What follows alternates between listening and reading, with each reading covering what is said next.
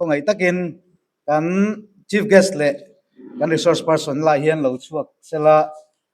lo ngotang tuna kan resource person an lan dong masa sela athange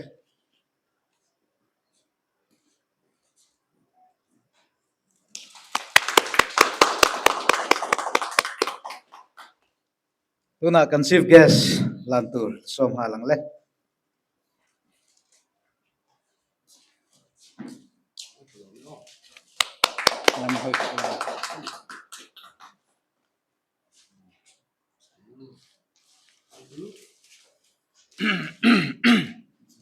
William in Zing and Kati Kalong Papa,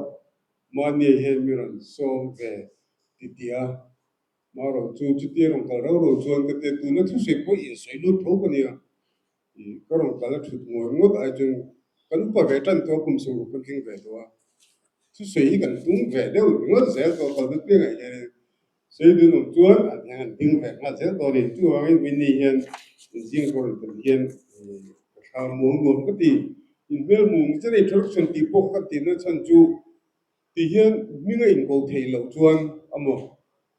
Give me need to go in it or in Tilo who join in Milky at home tail of it. Two wine in Ming the Kashaka Zapati to Academia, Mania Kan in the Elton Miela Madonna Tapiana, about two argument there to are two swing I love there, Lang Bulo, then here, two Vamina, they must say, YouTuber, he pangai dan chuan tun mizoram khwel min lo khwel pumpu youtuber te podcasters kan tiang ho chi te heng ho hi khwel a ngai dan public influencer bum gar chini to ko chu wai ne han chong kam re ra kam ko palai ho ji thu se ko le kan in swing ke ria ko palai ho ko hi KTP thlai panglai mong thai vak lo pa ni to noi mong thai do ho khan an chho ni ke ria pe ka chu pastor pakhat ne na ka complain to a to pu ko valai ho per hilo mizoram Christian tung ding tu chu ko dia ngoi ve thu chu ga YouTubers te kha inin da engamo ngai ka tiang inin da chang kang lo du thinin ka he chu ga in chang kang tho in tel lovin mizoram biga kan se to nga mizoram ko in idea amo in video ron produce te in reaction te tel lovin ramle namin ngai da ani to lo ni Bangla ka lavensi a achia thapai to bak lo ni mania ten engen ti piangan engen ti laka kan ngai dan siamna ni ve ta to me ni ini tlem ti changkang bai do ko mo tu vai youtuber ta khan in contribution hi abun ni ti kha shiula ka du ni tu vai mizoram din mun mizoram future siam tu ka ni ya mizo ka ni ya christian ka ni ya tribal ka ni ya indian tribal ka ti ko na chani mane mi phai mizo ta tribal ni hi musit nge chuang ma tribal ni musit la chuang thil ni lovin tribal ni mizo ni ya kachianga engkim haituna pa mizo youtuber te kala wen pa mizo ram te ula chuan ur khali ho put ka thegam ti na ya nge bihari ti ko dunga te ko ma se mizo youtuber ti chuan mizo kheran tala ngai chuan chu ta chuan mizo ni to chuan USA tang te Singapore tang local ti ti na ni a mizo lai ke ko wara de mo tin chu pa ka Christian te hian a minga ko hana member ni be ngo Christian na ngai lawa kan nu to ti dan ka radical Christian dia ti sa ru le thara wa Christian kan mo kan ni mo chu ta chuan ka se le go chu tribal ti lai ta ka se wo ru chen hi tribal kal kho kan ni a tribal hi fiam chu thon nang kan mang be me a amaro chu India rama tribal kan ni dan se lo ka India rama tribal kan ni dan chu president of India in anom na state governor ne an ti ti du nga chuan chu mir state noya group of people chu mi pui chik chik hat nam khat ang chi chu tribal scheduled tribe ni turin an decide ang chi ni sang ka zibur sungwa pati malam pangkhan ni zeu te kha asama kan uma asam governor la India president ka ti dia chuan mi zeu te tribal ang anti ve me me chu chu wangin mizo vaira ma chon tribal hi an thar chek ngam chuwa an nam chang kang ho to bula pa chu an tal ngam lo shima keni vero chu tribal mit tu te ka vai che ho ko te ko lai dang lam ne kan lo hong te la wa an mari tribal milok ti be rumata hai puchan zo ta ho ko house bi be ya income tax an pelo wat kan drama house ho bi anoi tel avai bel chatel ni te kon income tax an pelo chan hi by ho tribal min ti ka chu tribal min ti tu ta ke ni chu kan ngai sang le chung lo ba by ngal ria by che ho ka ti lo khalai mizo christian tribal ka chiang be te ro la ka duwa hun kala tui chuang lo ma chu se ka lo mai kan ti lu lo ka ni chu ho chu wa nge wen ni kan ko ko mi ka lo tel be ka lo ta me me wa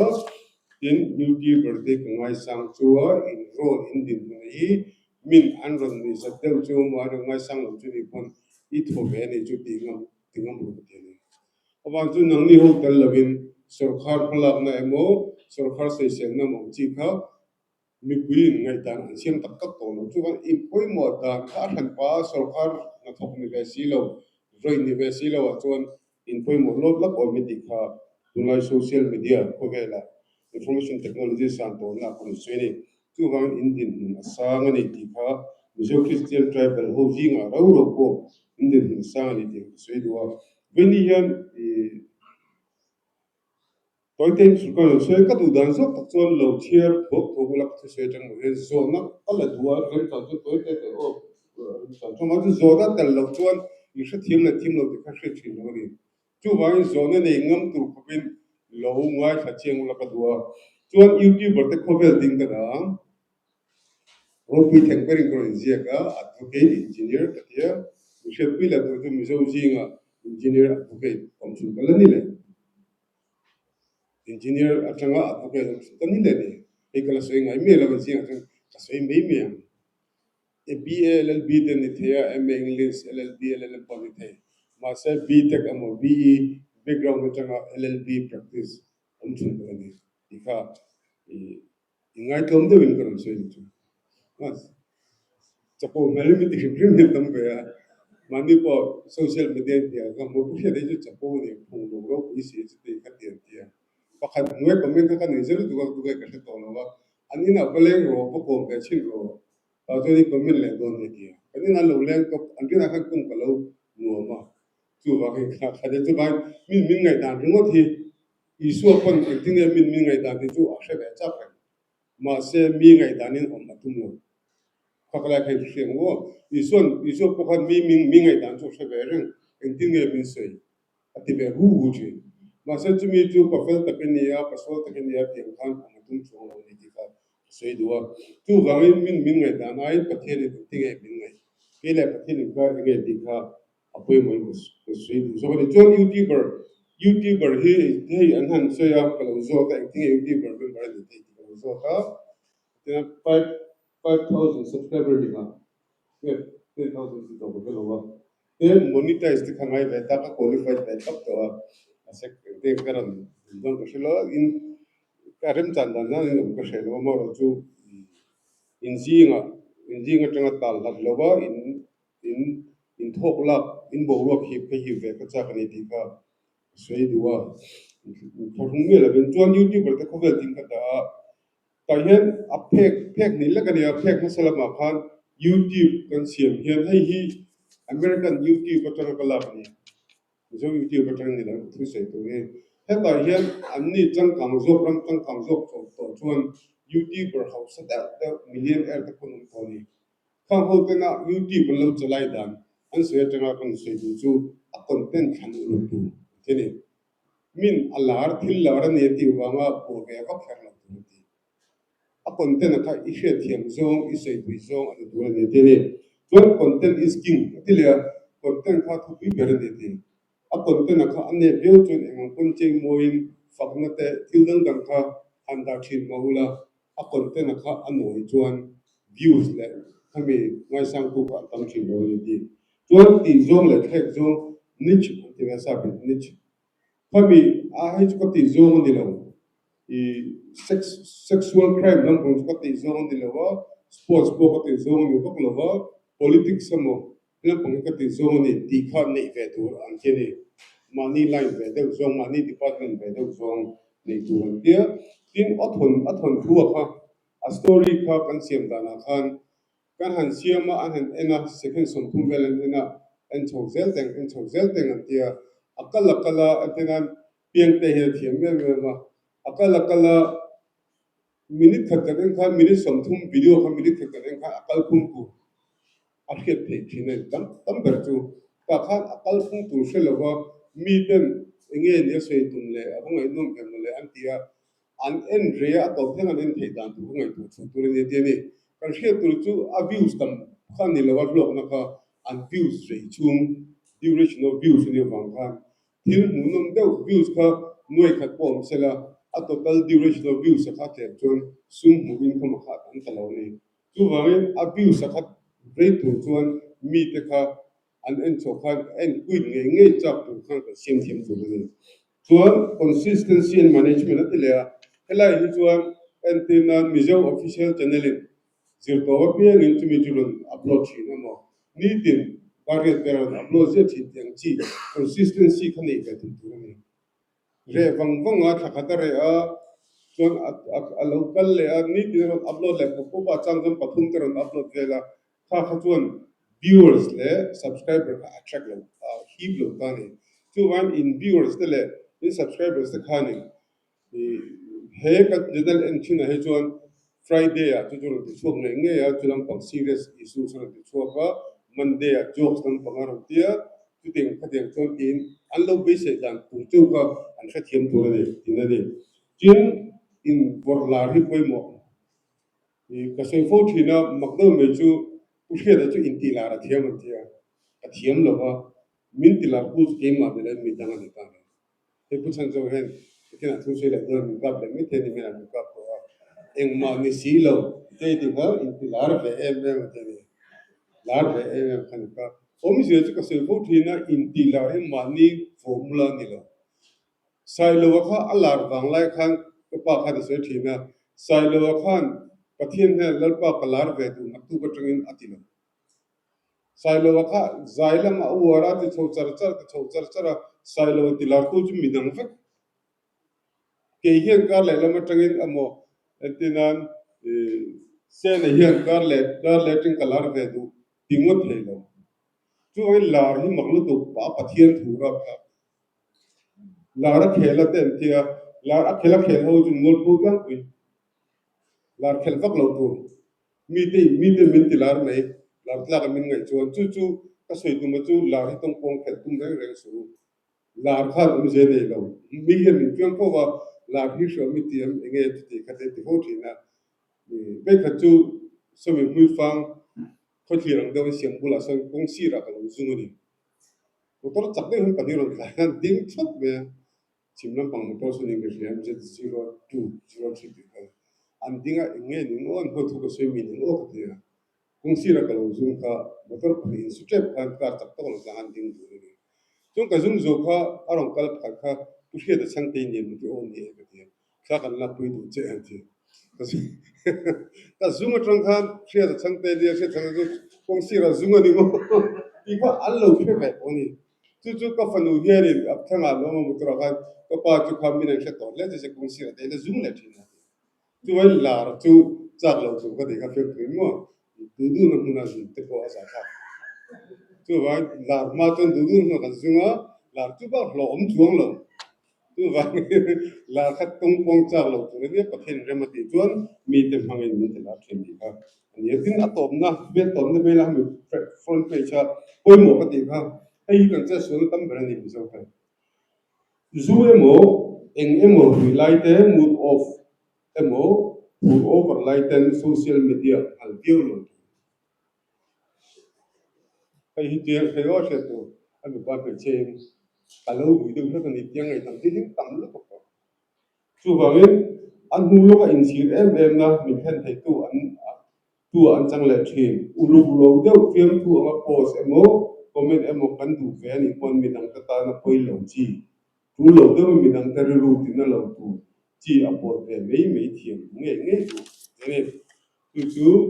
YouTube en ko la kuma kan ai dan ka lo se mi me chu ka tin mak deuh me chu YouTube upload hung te ti ka tin se ka soi lo nga e cho ni community ve tho wa sing ni kamu ve to wa ara ka kha kha ne dollar za ve la hentro cái ngày của bắc lỗ bắc thêm mình mà đi sang cái của mình sẽ đi luôn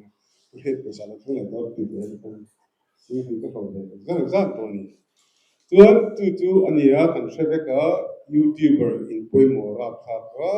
thil che le thau vor la tu in nia amaro chu ka se fu ba chu tun ngai kha mi hang pa in li hing tu ra ro pon fok khan kha kan mi zo YouTuber sen kha tin an lo ri ka asoi ai chang ka zo hlom zo khan ro ti thiam ni tu kan che ta nu pa khan mi ron fo na fa phir kan ne la te ro pi sia kan mu hen a hlau ta da le ri tu hen angai zam ko mu tha te lo pa chu te ka te ni an ya chuan eng tin nge ding o ka tia chuan eng YouTube ba nge ron ti ka tia kan en na kan ti china chim YouTuber ko chu ka phone na ani ko chuan ko hre chu te nga min an lo hla ba nga an lo tri ba nga mu the la ba nga depression te pon neng ti ka ka ngai to lo sum sim ma te angai nom zong abuse tam zong han kan bo ba ding ka ni ka te delete de ro an le bon private data de ro ti chu mi kan sei din chan chu ke ma ni nuam kan ti ve views tam se kan du na ko nga khan chu lo de win ka rin phak ba gen min shom pha na nan hong ve ti ka kan sei din chu chuan social media ko ve la thil so la sham te ti ka sei la sham so ra nga kha asia kin kan da thawa social media as skills what the offenses the here down with cyberbullying, defamation, hate speech, impersonation, phishing, phishing mo, phishing ko online scam tun la ya ati la paisa in cha atika in ti ko vel kan ta kan ko ma atang with cybercrime kan ti social media crime mo hi information technology act le IPC PNS kan ti ko na jon noya shen na u ben ma ka inni ve don lo ka jing kal pen don ti ka ko mo chu shet mi me tan identity theft ti te mi ming ba rok sa mi account mi thil chu sa ka chi te ka a ve ni a shet na ko kum thum ti te ngue ka tin ka thre tu information technology hi a thlen zau ma bang hen a shet na hi an ti na ni ka la chi lo ko chuan cheating by personation ti chumi ni om taka mi dang ka bia kan ni na si lo wa ante dan piang te hian ka hing lo mung ta se la pu hira chang te kan ya tianga nge ni profit ti ga te ko ka ta mu ta tho se la chumi chu tan pi ka nga ya te ka teng ti lo ti ta se la hatiang te impersonation chi ka kum thum lung ta te na chumo chuan publishing of scene content samo rong kai teng thi ko sei tu bo lo nga la yen til pakhat child pornography channel pang big tering channel pang ko samo til sexual offense en me ko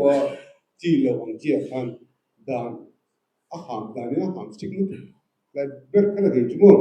chuan privacy violation to ma cyber terrorism to ko hi kan so thina kula dum he kal dum ko duni mo kul dum ka ngi ni dia kan so ngut ko khan cyber terrorism hai nan to tu wangin thil kan ti tak tak amo tak tak lo mo khami intention nga aron lan to ka chuan danina dan re re kan he tu chu in shen na dan kan he tu chu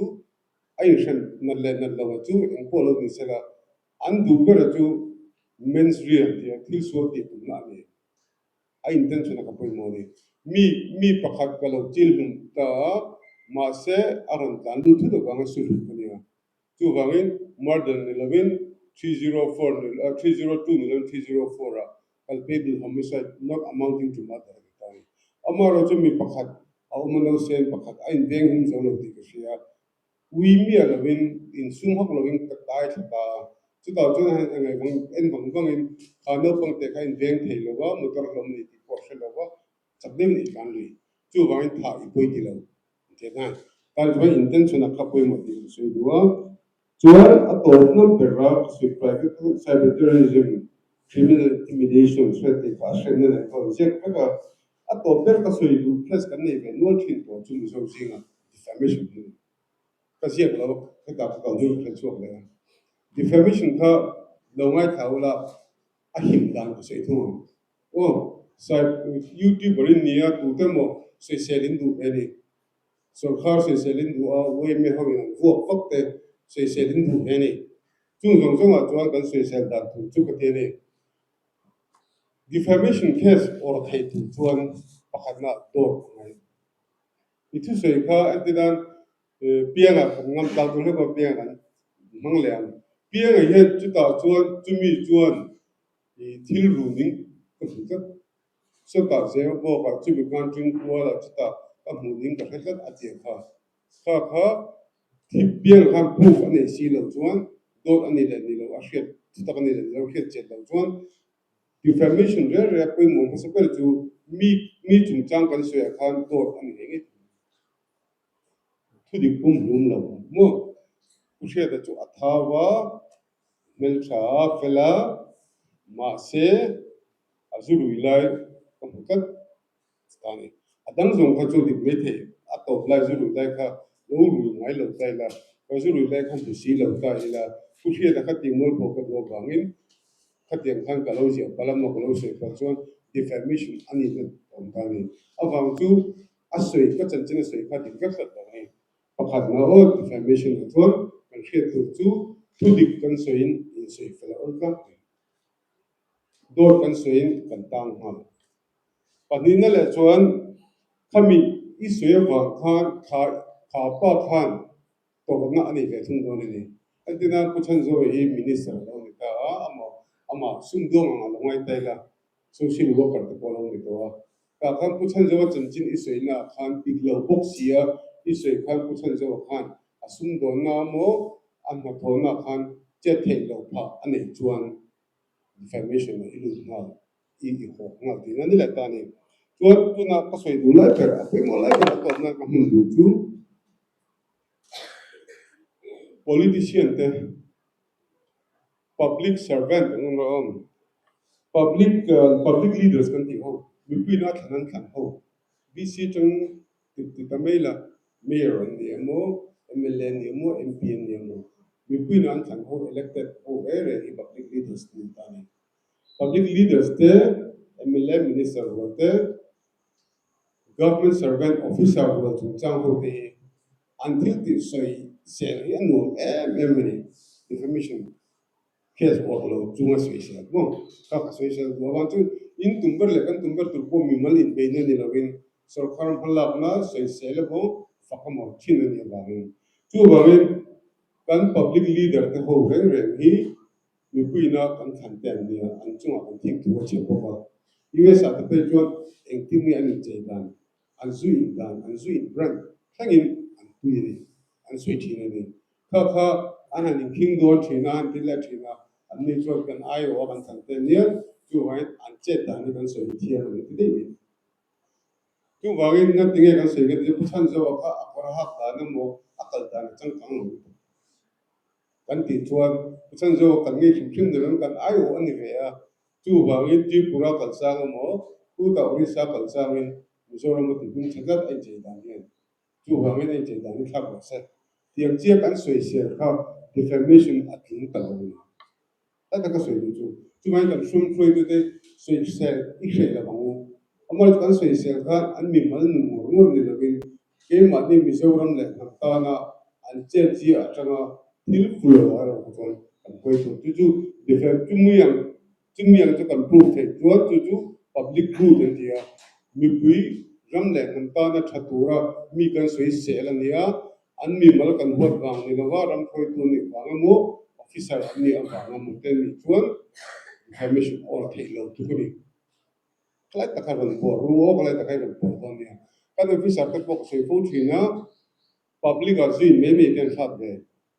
officers zu in te la ta mani tu na hen dar tu ma pe to chuan 3 Thursday en dia mo ti ha tan to thin officer engineer ho ka pe jin me de ka lo an chang kang to tu jin se to malai de pe ka chuan 3:30 mo te ro 3 Thursday dar thum le che le chen te lo ba office huna te public huna te kan minister bolte mla bolte government servant su thiang lo sin chong lo to nam hung hung po ni sa an in na mun ka sir ngai ta ni chu wan ka thuna ka se to na ka se chu youtuber in enroll play to chang thang na ka chu thil in se se volunteer pe bula manni a pi ban chu ka se ba ka chan ko engdang ni lo wa pi baram chung ngai ta na ni ve ni pui ve de ni pi baram chung ni le ka thiam bak si lo wa chu pui to atai ma bok amaro chu a khe thiam lo chu pi baram chung ngai dan ani lo khan asoi sia top thi kan sarkar mo kong lai da na mo bul lo pai da na kha pi baram chung ngai da na ti tu ani lo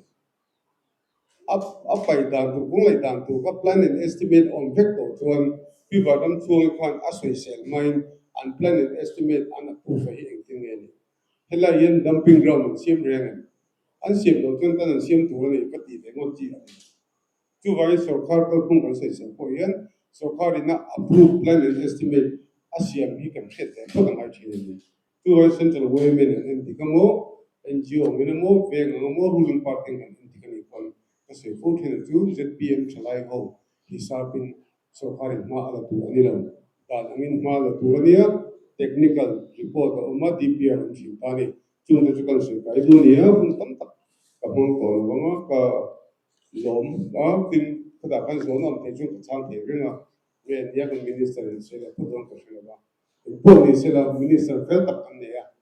mina ka tu se na ka jin mai ma chief minister ka te de ga ru ga kalau mau chief minister tu bukan chief minister ni mais minister itu kan ya no pang tesi tumpu tu he tak masih dan tak ada teknis langsung ina atuai siam rang kacak al hutne ni tujuan mailing als mesa tengah terakhir lalu kecil ni itu yang tu minister kan dia cina kuat kalau sesuai mulai hian ngari gas pipeline wan lak lu an tuma resort sarkar le Tripura national Tripura natural gas limited holding company limited holding amaro chu public sensitization kana nei ga lab lawa kan te to kan ka ya amaro chu ay tang kai jo ku kan UT bor te ka amna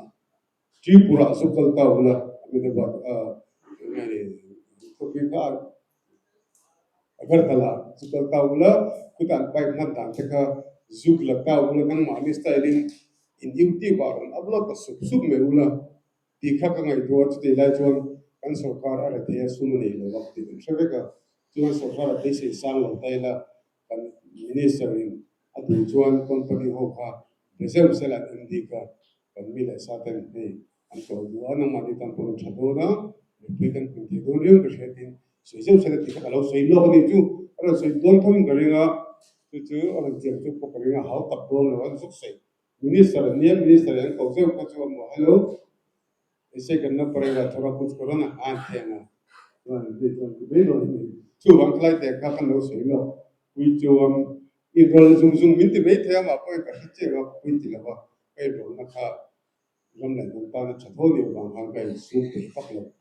ti ka sei do ni chu ni sela ka lo ho dang o ka ni sela